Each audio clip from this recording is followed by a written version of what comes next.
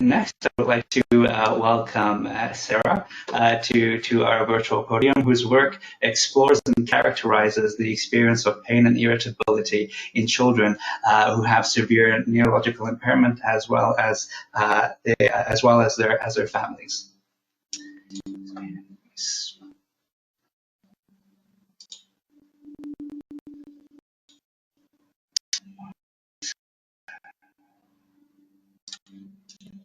All right, Sara. So we're making, and then you take it away. Perfect. Thank you. Thank you so much, Pierre.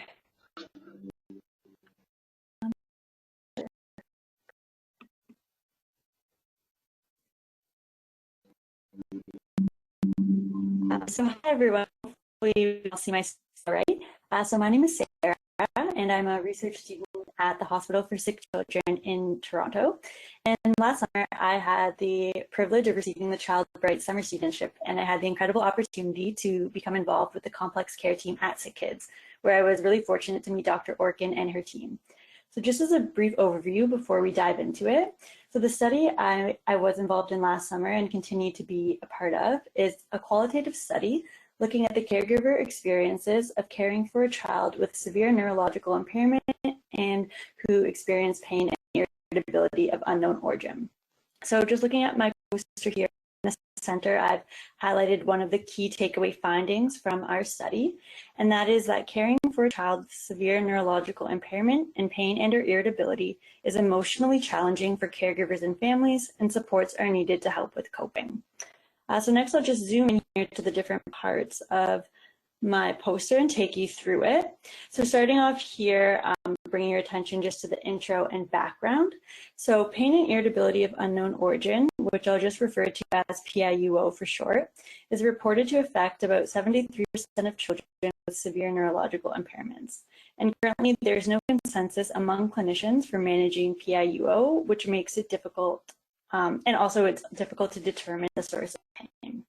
So just as important to remember that children with severe neurological impairment are typically nonverbal, they're non-mobile, and they have limited cognitive abilities, which makes it difficult for them to communicate their pain.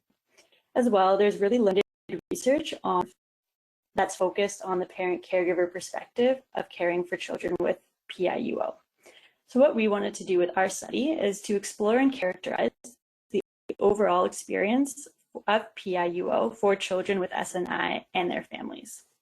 So in terms of how we were able to do this, we conducted semi-structured interviews with parental caregivers of children with SNI who experience PIUO and who are followed by the complex care program at the Hospital for Sick Children in Toronto, Canada. So just to give you a little bit more background on the parent caregivers we interviewed. So caregivers were eligible if they were over 18 years old and they had a child between the ages of 6 months to 18 years who experienced pain more than a little bit on most days. And so once we identified our key parent caregiver group, then we sat down and we wanted to make sure our interview guide focused on topics that we're going to adequately capture the data which we're trying to get out of our study. So this included topics around pain expression and management, as well as healthcare team support and family coping. And so we continued to do interviews until saturation was reached, and we found that no new themes were emerging from our data. And for us, that occurred after about 15 interviews. And we were really fortunate to have them transcribed. And then 2 of us were able to work on coding and analyzing the transcripts. And so I've outlined here in this purple figure the process that we've been using to code our data. So it's the 6-step thematic analysis. And I would say at the current moment, we are working simultaneously between steps 4 to 6. So we're continuously reviewing themes and ensuring our definitions are adequately representative of our data, and at the same time working on writing up our findings. So I'll just scroll down here to our results. So currently our interviews have revealed 3 major themes as well as several associated sub-themes. So one of our major themes being living with PIUO, and for both the parent caregivers as well as the children themselves, looking at the child and family quality of life, as well as learning more about the pain episodes, so the symptoms as well as how they are expressed. Another major theme that from our data is looking at the clinical care for PIUO, so that being the diagnostic processes, management, and healthcare team interactions, both positive and negative. And finally, looking at areas for improvement for future, so that being coping, resources, and support. Most recently, we've also identified a need to look at the hope for the future and what parent caregivers are hoping for, what they would like to see in the future for helping with their children. And another note of something interesting that we collected, I'll just actually scroll over here to my extra information section, so hopefully you guys can see that all right. We collected some demographic information on both the children and the parents. Collecting the demographic and medical information on the children we thought was important so that our readers and the community can really understand the patient population we're dealing with. So just as an example, 80% of the children use at least one or more technology, and there's a wide variability regarding their developmental capacities. So just given our patient population, we know that the different supports and resources for future might be different. So it's an important thing to consider. And also in this table here, we highlighted different caregiver demographics. So looking, we tried to get a broad range of different education levels, SES status, as well as the areas which they live, for example, urban city versus rural, because again, differences in their backgrounds will influence the types of support and the type of supports they require and need. So just scrolling back over here for a bit of a discussion and wrap up. So a personal goal for me when working on this project was really to ensure that the parent voices were heard and giving them the opportunity to express during the interviews what they would like to see for future and really allow them to tell their story of caring for their children who experience PIUO. And we think that this is really important because the findings from this study can be used to guide clinical teams in the future in providing holistic family-centered care to children with SNI and PIUO. And future research should focus on interventions for PIUO in children with SNI, which will help not only to improve their quality of life, but also to help reduce caregiver stress and burden. So let's zoom back out here, just to restate that caring for a child with severe neurological impairment and pain and or irritability is emotionally challenging for caregivers and families, and supports are needed to help with coping. And I'd just like to end off by saying thank you once again to Child Bright for making this possible, to everyone at Sick Kids, Dr. Orkin and the team for working with me and making this possible. And I'll just zoom in here, my contact information at the top if anyone ever has any questions or would like to talk about the research. So thank you everyone for listening, and if anyone has any questions, I'd be happy to answer them now.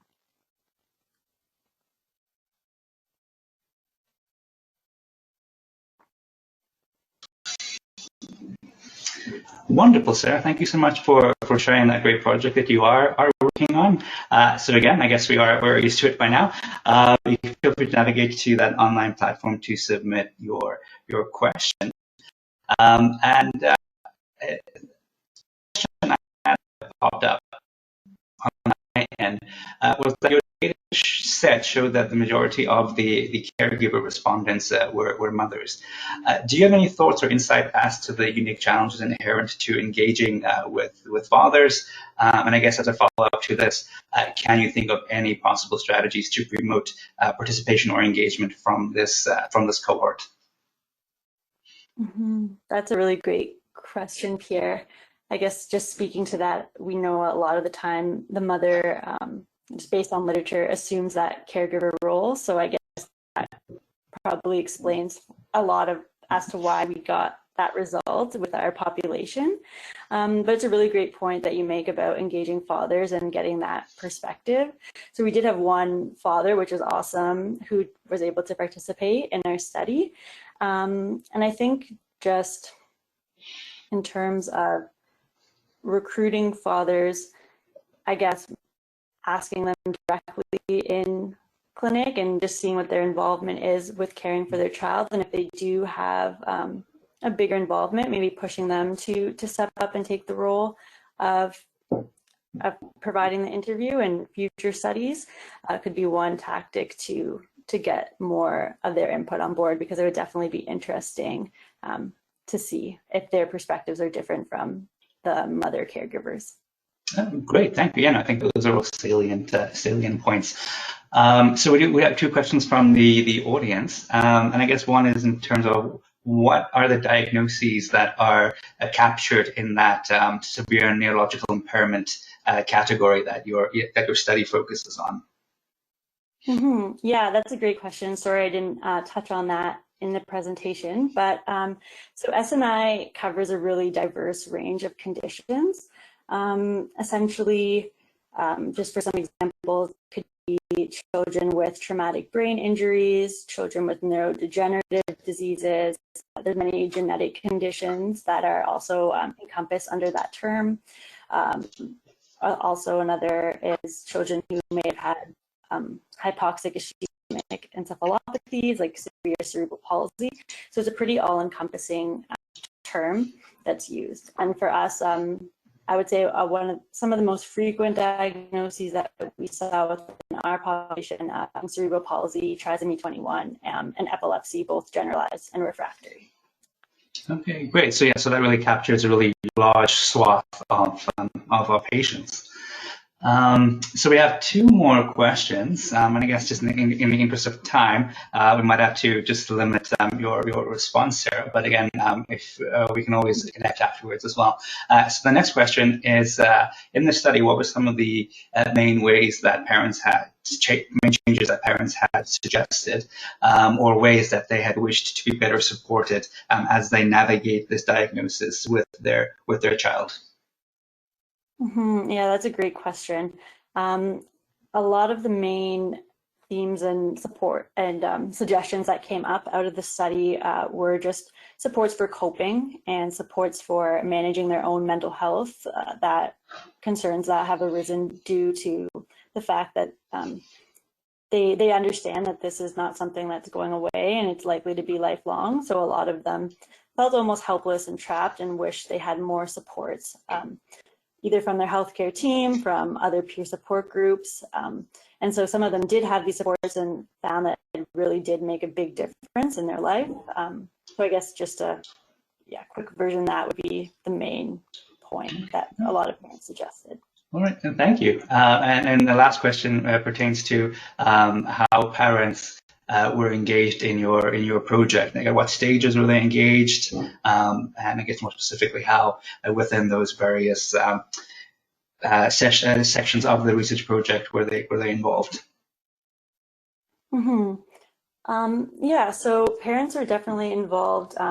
When we started the interviews, we did a couple interviews with two parents, and then based on we had chatted about with them, and one of the big things being support and resources, we were able to use their feedback and their comments and actually change our interview guide based on what we had heard from parents. So they're really involved in that iterative process of talking to parents about what parents wanted to express and say about their experience. And that was very helpful because it just really allowed the door to be opened and allow them to express themselves in the things that they want to talk about versus what we wanted to ask them. So that was a big help, and definitely will continue to involve parents in the future in terms of talking to them about suggestions for supports and for interventions that we propose to change to help better manage.